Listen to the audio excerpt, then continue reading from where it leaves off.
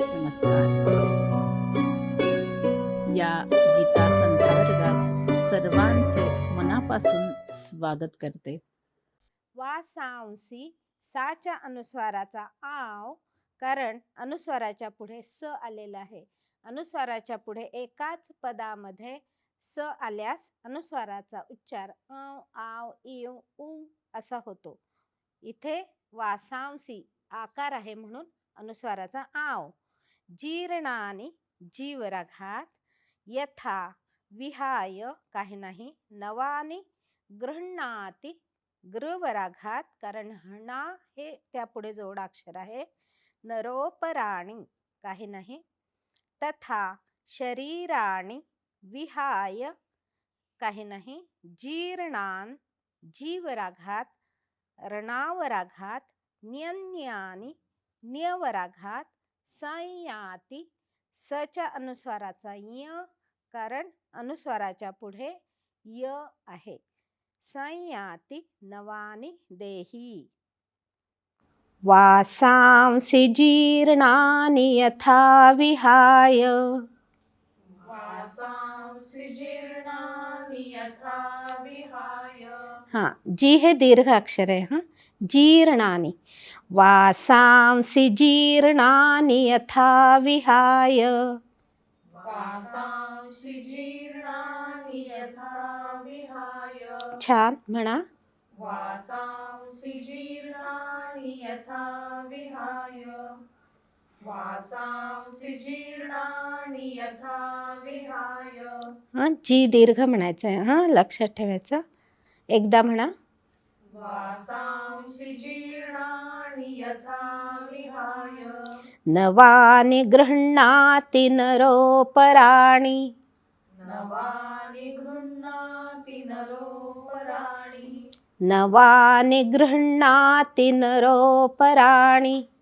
नवानि गृह्णाति नरोपराणि. हां, नवानि गृह्णाति नरोपराणि.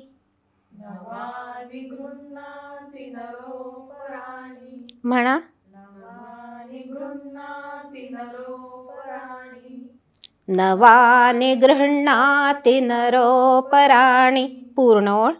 वासांसी जीर्णानि यथा विहाय, नवानि गृह्णाति नरोपराणि.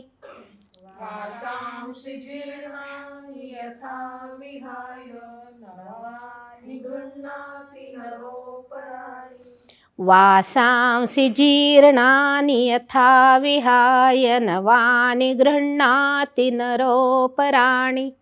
वासांसी जीर्णानि यथा विहाय, नवानि गृह्णाति नरोपराणि.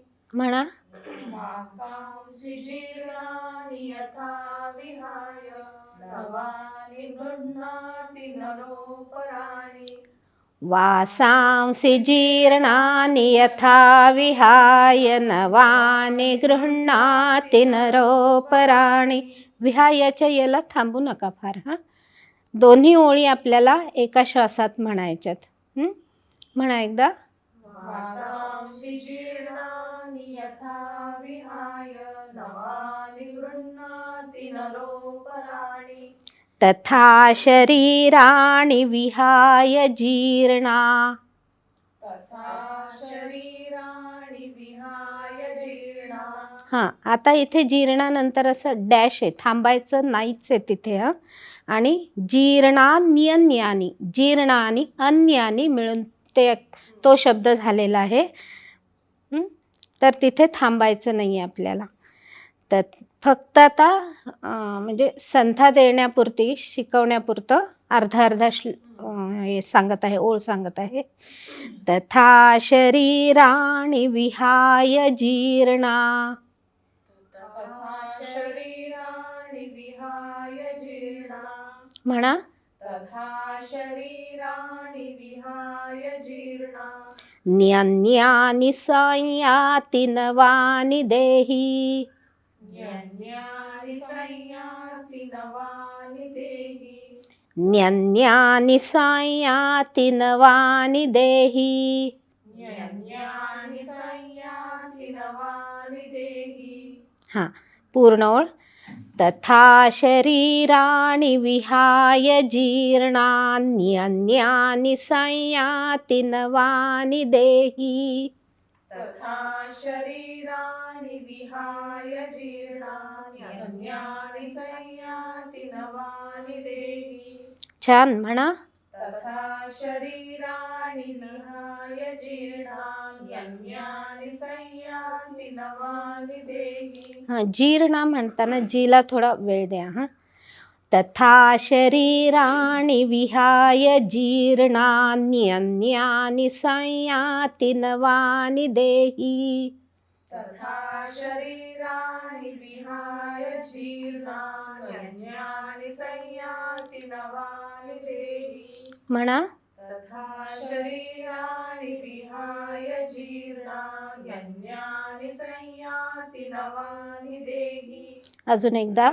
तथा शरीराणि विहाय जीर्णान्यन्यानि संयाति नवानि देहि पूर्ण श्लोक. वासांसि जीर्णानि यथा विहाय नवानि गृह्णाति नरोपराणि तथा शरीराणि विहाय जीर्णान्यन्यानि संयाति नवानि देहि.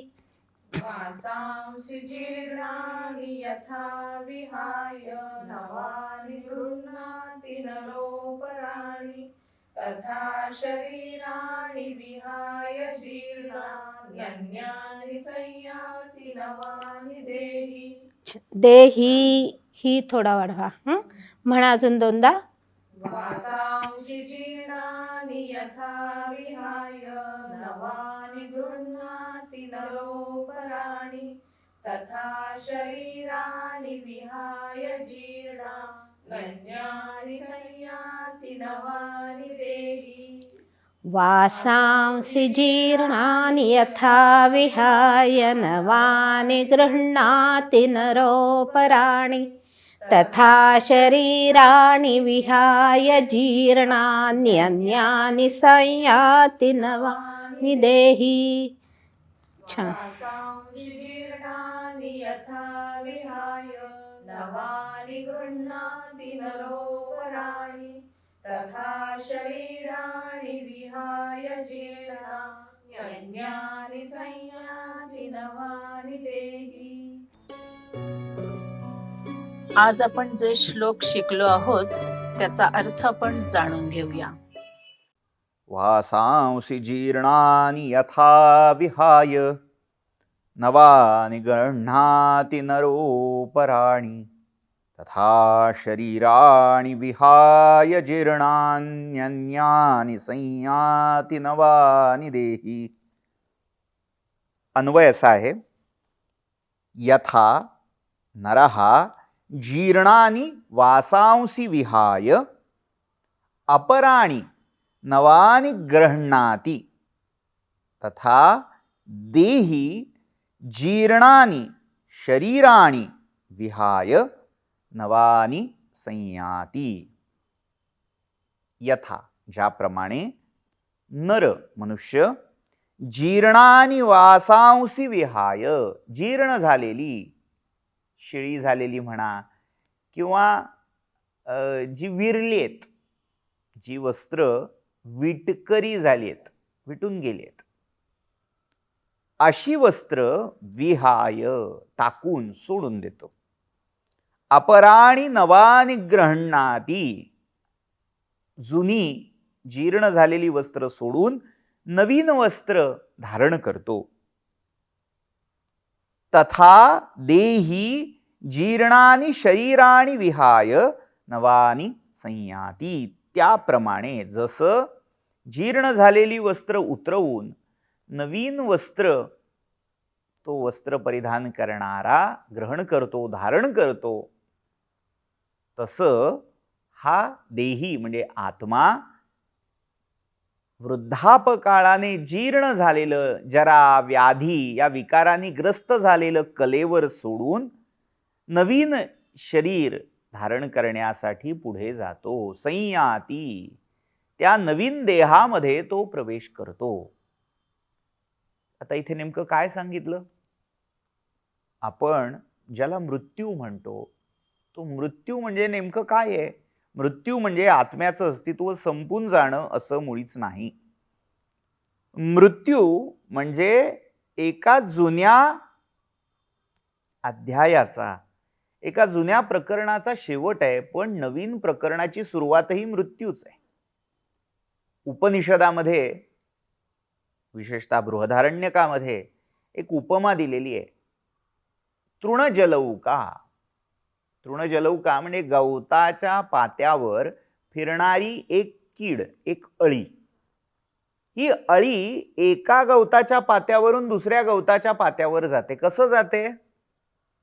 ती जेव्हा एका पात्यावरून दुसऱ्या पात्यावरचा प्रवास करते तेव्हा बघण्यासारखं असतं. ती काय करते? आपल्या शरीराचा जो पुढचा भाग आहे, अर्धा भाग असं म्हणू, तो पुढच्या ज्या गवताच्या पात्यावर जायचंय त्याच्यावर टेकवते. पण आपल्या शरीराच्या मागच्या भागाने मागच्या पात्याचा भाग घट्ट पकडून ठेवते, ते सोडत नाही.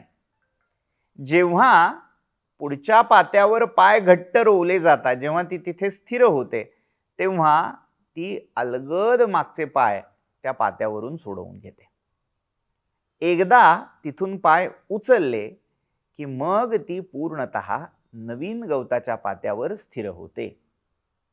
तसं जेव्हा देही म्हणजे आत्मा नवीन शरीरामध्ये प्रवेश करतो, तेव्हा आधी जुनं तो लगेच सोडत नाही, तो पुढच्या देहाचा अंदाज घेतो. आपल्या कर्मानी, कर्मानुगो गच्छति जीव एकहा, पुढचं शरीर जे योजलेलं आहे ते अंदाज घेतो आणि मग तिथे अंदाज आल्यावर हळूहळू हळू या जुन्या शरीरातले आपले एक एक अंश, आपल्या कला ह्या सोडवून मग पूर्णतः त्या शरीरामध्ये प्रवेश करतो.